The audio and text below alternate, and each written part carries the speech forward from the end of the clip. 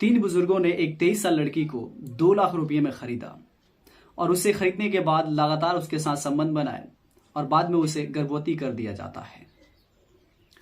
और दोस्तों मैं बता दूं, उसके बाद से उस लड़की के साथ जो घटना घटित होता है उसको सुनने के बाद आपके पांव के तले से जमीन खिसक जाने वाली है। कुछ घटना ही ऐसा घटित हुआ है।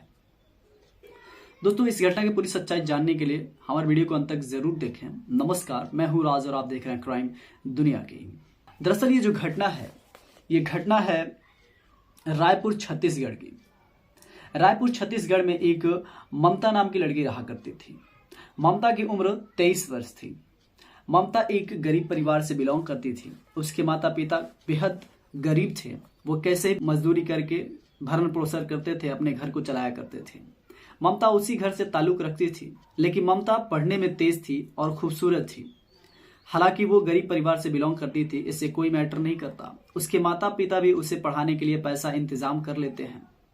लेकिन एक दिन क्या होता है कि ममता के घर में चोरी हो जाती है।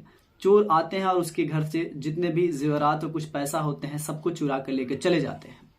जब ये घटना घटित होती है तो उसके घर वाले और ममता पूरी तरह से टूट जाते हैं कि आगे अब क्या होगा। अब जो ममता है नौकरी के तलाश करने लगती है। उसके घर वाले सोचते हैं कि एक ममता ही है जो अब कमा सकती है, सारा कुछ कर सकती है। अब ममता से वो यकीन करने लगते हैं कि ममता अब कुछ कमाएगी। ममता भी अपने नौकरी को तलाश करने लगती है, लेकिन नौकरी जल्दी मिल नहीं पाती। ऐसे ही वो तलाश में होती है, तब उसे एक लड़के से मुलाकात होती है और उस लड़के का नाम होता है सैफ अली। सैफ अली की उम्र जो होती है वो 25 साल की होती है। सैफ अली उससे मिलता है और उससे मुलाकात करने के बाद वो कहता है कि मैं तुम्हें नौकरी दिलवा दूंगा, बशर्ते तुम्हें शहर चलना होगा, और उसे काफी विश्वास दिलाता है। अब जो ममता है वो सैफ अली की बातें मान जाती है और घर पे बिना बताए वो शहर चली जाती है। जब वो शहर जाती है तो घर वाले काफी चिंतित हो जाते हैं कि वो कहाँ चली गई। घर वालों को लगता है कि ममता घर से भाग गई। हालांकि ऐसा बिल्कुल नहीं था। जो ममता है पैसा कमाने के लिए नौकरी के तलाश में घर से बाहर गई थी। लेकिन यहाँ पे घर वाले कुछ और सोच रहे होते हैं। जब ममता शहर आ जाती है सैफ अली के साथ, तो सैफ अली जो लड़का है वो ममता का मुलाकात एक औरत से करवाता है। उस औरत का नाम होता है पंकज देवी। वो पंकज देवी औरत से मुलाकात कराकर वहीं से चला जाता है। फिर जो औरत है वो कहती है कि मैं तुम्हें नौकरी दूंगी, मैं तुम्हें जॉब दूंगी और पैसा भी ज्यादा मिलेगा, बशर्ते कुछ शर्त हैं उसे मानना पड़ेगा।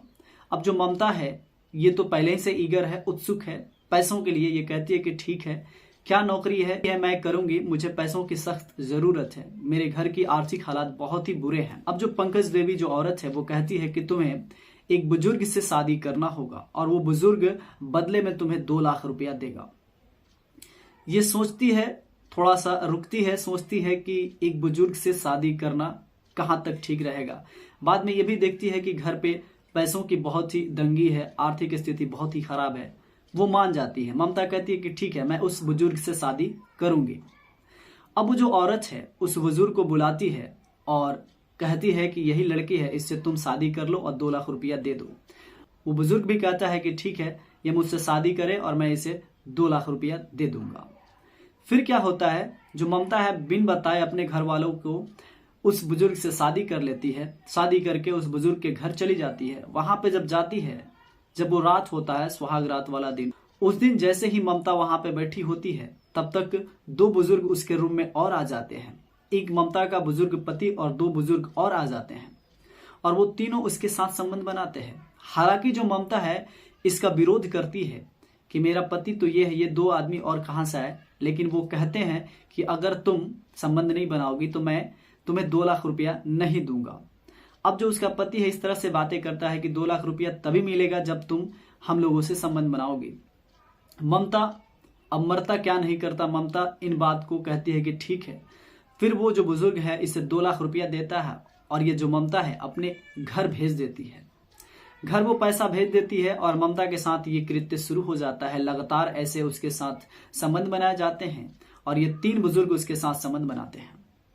दोस्तों मैं बता दूं, यहाँ पे इसी तरह संबंध बनाते बनाते समय गुजर जाता है। अब जो ममता है वो पेट से हो जाती है, पेट से रह जाती है। जैसे ही पेट से रह जाती है, जो उसका पति होता है बुजुर्ग, उसका देखभाल करता है, काफी ख्याल रखता है। और उसे अच्छे अच्छे चीजों का और उसे अच्छे अच्छे फल मूल ला कर देता है। बाद में 9 मंथ गुजर जाते हैं। 9 मंथ गुजरने के बाद जो ममता है वो एक बच्ची को जन्म देती है। बच्ची बहुत ही खूबसूरत और प्यारी होती है। अब अगले ही दिन जो उसका पति है उस बच्ची को लेकर दूर चला जाता है और कहता है ममता से कि बस मैं यूं गया और यूं आया, और उस बच्ची को लेकर वो चला जाता है। सुबह निकलता है, शाम हो जाती है। ममता इधर ढूंढती है और सोचती है कि क्या हुआ, मेरा पति अभी तक मेरे बच्ची को लेकर नहीं आया। वो परेशान हो जाती है, लेकिन जो बुजुर्ग है उस लड़की को लेकर कहीं दूर चला जाता है। फिर ये परेशान होकर रात में काफी ढूंढती है, खोजती है, तलाश करती है, लेकिन वो बुजुर्ग दिखाई नहीं देता, ना मिलता है। सुबह होती है। सुबह ये बेचैनी में होती है और ममता पुलिस स्टेशन पहुंचती है। वहां जाने के बाद सारा अपना कृत्य बताती है कि मेरे साथ ये घटना हुआ है। जैसे ही पुलिस इन बातों को सुनती है, वो बिना देर किए ममता के पति का कॉल रिकॉर्ड निकालती है, ट्रेस करती है कि वो कहाँ है। ट्रेस करने के बाद पता चलता है और वहां पे पुलिस पहुंचकर ममता के पति को गिरफ्तार कर लेती। बाद में पुलिस उससे पूछती है, उस बुजुर्ग व्यक्ति से, कि तुमने उस बच्ची को क्या किया। वो बताता है कि मैं उस बच्ची को बेच दिया 4 लाख में। जब ये पुलिस सुनती है तो काफी दंग हो जाती है कि एक पिता जो अपने बच्ची को ले जाकर बेच दिया, ये कैसे हो सकता है। वो बुजुर्ग ले जाकर बच्ची को बेच दिया होता है 4 लाख में। अब यहाँ पे मैं बता दूं कि ये बुजुर्ग का धंधा होता है। वो ऐसा ही धंधा किया करते थे, गांव से भोली भाली लड़कियों को लाते थे और उसके साथ 2 लाख रुपया देकर कंडीशन रखते थे कि मैं तुम्हें 2 लाख रुपया दूंगा, और उसके साथ संबंध बनाते थे। संबंध बनाने के बाद शादी भी करते थे और संबंध बनाने के बाद उस लड़की को गर्भवती कर देते थे और उनसे जो बच्चा पैदा होता था उसे वो ले जाकर बेच दिया करते थे। मोटी रकम लिया करते थे, 4 लाख 5 लाख रुपया में उस छोटे नन्हे बच्चे को दूसरे से बेच दिया करते थे। पुलिस अब देर ना करते हुए उन 2 बुजुर्गों को भी गिरफ्तार करती है और ये 3 बुजुर्ग को गिरफ्तार करने के बाद कहती है कि तुम बच्चे को कहाँ बेचे हो उस बच्ची को। फिर ये बताते हैं कि हमने वहां पे बेचा। वहां भी पुलिस पहुंचकर उस बच्ची को अपने हिरासत में ले लेती है और इन सभी को गिरफ्तार करके पुलिस जेल में भेज देती है। अब इन लोगों का जिंदगी, अब घर पूरा जेल ही होता है। अब जेल में ही ये अपना जिंदगी बिताएंगे। उस बच्ची को लेने के बाद पुलिस उस बच्ची को लेने के बाद ममता को सौंप देती है और ममता अपने घर आती है और वहां से मायके चली आती है।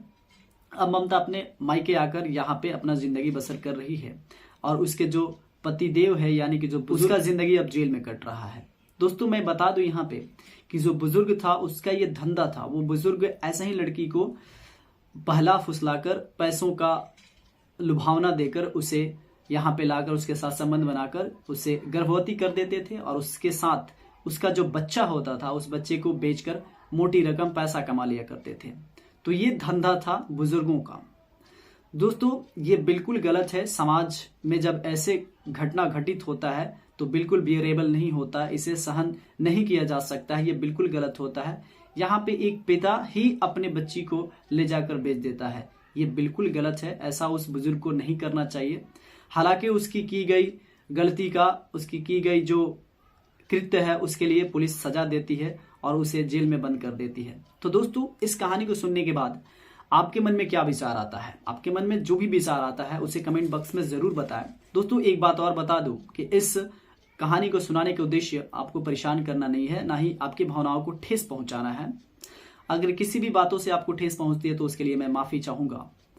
बस इस कहानी को सुनाने का उद्देश्य आपको सचेत करना है। मिलते हैं नेक्स्ट वीडियो में, तब तक के लिए जय हिंद, जय भारत।